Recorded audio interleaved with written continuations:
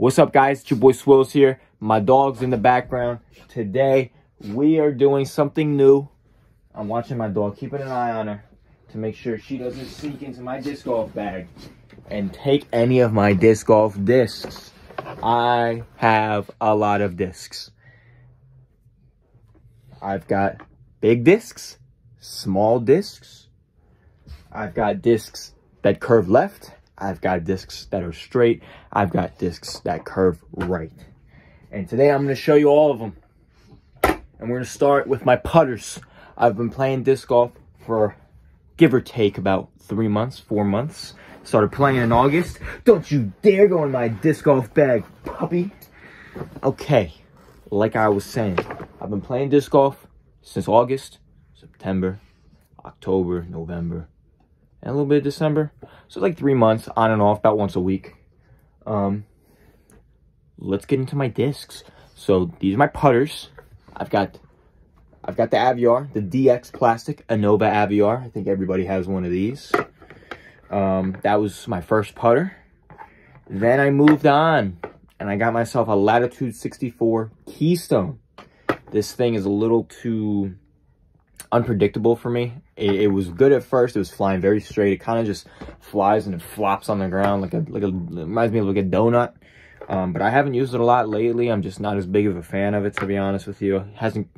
These all sit in my bag, by the way. I've got about 17 discs. I've got a few more coming in. I got a bunch of Castaplast. If you like Castaplast, I got some of those coming in for Christmas. So that's going to be the last part of my collection pretty much for a while. And then a few weeks ago, I got an Envy. It's the firm plastic Envy. It's good. I like it for overstable shots. You know, when I have to go around a tree or something to get to the basket. This is what I use. A friend of mine that I play disc golf with, his name is Alex. You should know him. He also stopped going in my disc golf bag. I'm serious. Don't do that. You don't want to make me mad. And then yesterday, we went to a new course. I've been playing the same course, by the way, one in my local area. I've been playing it for pretty much up until yesterday.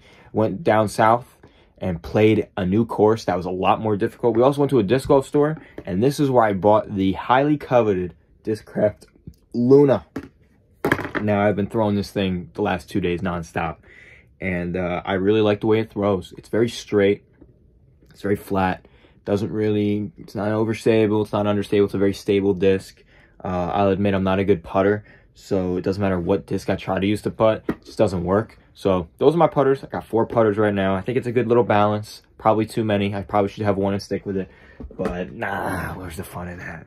Okay, now let's get to my mid-ranges. I have 4 mids. I really only use 1 or 2, to be honest with you. We'll start with the original, the DX Shark. The DX Shark is a good disc. It's reliable. A lot of people don't like it. It's a little too beginnerish for them, but I like the way it flies. It's very reliable for me. It goes straight with a fade left at the end. Once again, the DX Shark. That's a big mid-range for me. Then we have the Truth, which is the cheap plastic Truth. I don't like it. I literally thrown it once or twice and that's it. Flies like a dinner plate. I hate the way it flies, so I don't use it. I've heard that the better Truth, the higher tier Truth is good, but I don't use it. And then we've got probably my favorite disc so far, which is the Halloween Glow Buzz. Now, this thing's heavy. It's 177 grams plus. I don't really use it too much because of that. It's a little too heavy, and it's also very flat. You can see, like, it just shipped. It's very caved in. It's convex. No, concaved. It's like concaved in. It's very flat. They tell me, the guys that I play disc golf with that are better than me, they say it's good to have that. I haven't seen the benefits of it just yet. I kind of use it more of like a putter because it's so heavy. I could just throw it and it flattens out. It sits in the basket. That's that. And yesterday at the store, I got myself a Westside Tersus. And I got this because I really wanted a understable mid because being a little bit newer, a lot of my throws tend to go a little overstable, to kind of fade to the left. This thing keeps it straight for a good amount of time. I'm excited to use this on my local course. I was using it on the new courses the last few days, and I liked the way it flew. Very underrated, I think that disc is. So there's that. Now we'll get into my fairway drivers, and I have 4 of those. We'll start with the classic. Now, when I first bought my first set of discs, I didn't buy the beginner set. I bought a distance driver because I'm stupid. Didn't realize I shouldn't be doing that. So this is it right here. This is the Anova Champion Leopard. The Leopard's like the classic go-to disc for beginners. Alex really likes this disc. He likes his DX Leopard, and now he's got a Star Leopard that he throws even farther. Threw this thing pretty far today when we were playing. I'm not a big fan of the Champion plastic, to be honest with you. It doesn't really give me enough. I can't really get my hands in it too much. It's very deep. It's deep, but it doesn't go in a lot. So it doesn't really allow me much wiggle room. Not a big fan of the disc, I'll be honest. Don't really like the Leopard. It's a little too vanilla for me. Then I've got, of course, my Pdga Relay for signing up for the Pro Disc Golf Association that I have yet to really get into. You will leave soon.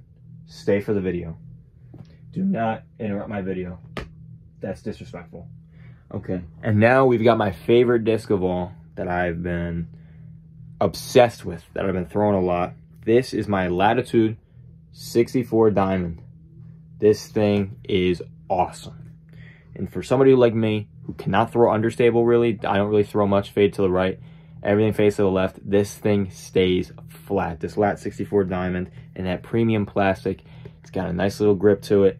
Snap the wrist right out. It's a great disc. I recommend it highly. I've been using it. I've been beating this plastic in. I've been beating this thing. So there's that. And then I didn't need this disc. Probably shouldn't have bought it, if I'm being honest with you, but I bought it anyways. This is what I bought at the store yesterday. A Discmania Essence fairway driver. I like the color. I don't really have any neon yellow discs. That's pretty much the reason why I bought it, to be honest. 8-speed. Also understable. I like my understable fairway drivers. Gets the job done for me. Stop doing that. I'm serious. Like I said, this is Essence. I think it's a good disc. I'm sorry for the dog, by the way. I don't know these days. Dogs are a little crazy. Anyways, now we get to the discs that I shouldn't have, but I do anyways because I'm stupid, right? I'm stupid. Start off with the first disc I ever picked up, which is the Star Corvette. I know, I'm stupid. This is the first disc I ever bought. Used it for like 2 months without realizing that it was not the right thing to do. And yeah. And for the last month, I've been throwing it for all my hyzer shots because I had nothing overstable. So, yeah, there's that. Another disc that I use, I actually bought this one for my brother. It's the DX Beast. This thing was really good for me for the longest time.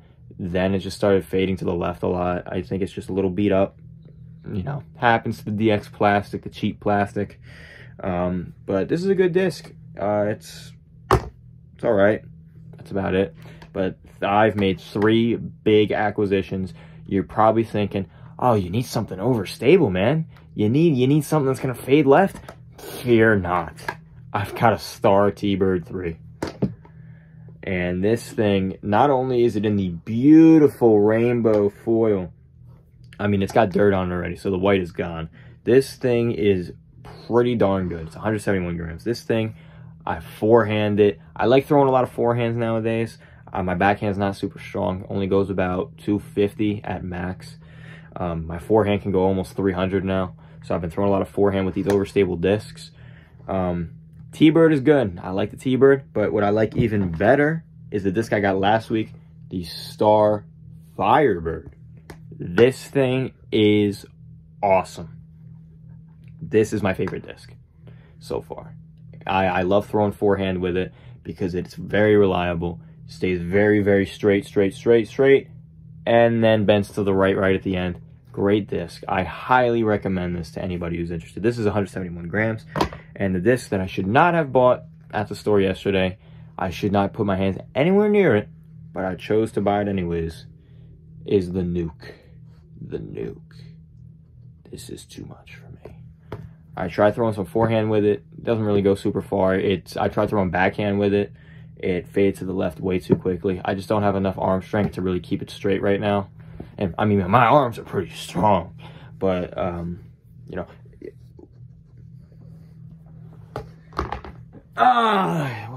What do you think? What do you think? You think it's a good? You think it's a good one? You think it's good? You think it's you like the Nuke? Nah, you like the Nuke. Okay, she likes the Nuke, but I don't. I'll use it eventually. I'm gonna keep using it, even though I shouldn't. But that's my disc golf bag, baby. And if you ever catch me out there on the course, holla at me. I've got the Anova adventure bag that nobody likes. Sponsor me, because I like it. Yo, if there's any disc golf companies out there, any disc golfers that would like to sponsor me, send me some discs, send me some goods, collab, all that good stuff. Let me know, because I'm getting better at the game. And if you don't sponsor me now, you're going to regret it when I become a pro in 8 months. Yeah. You want to say goodbye? Okay. She doesn't want to say goodbye. I will, though. Bye.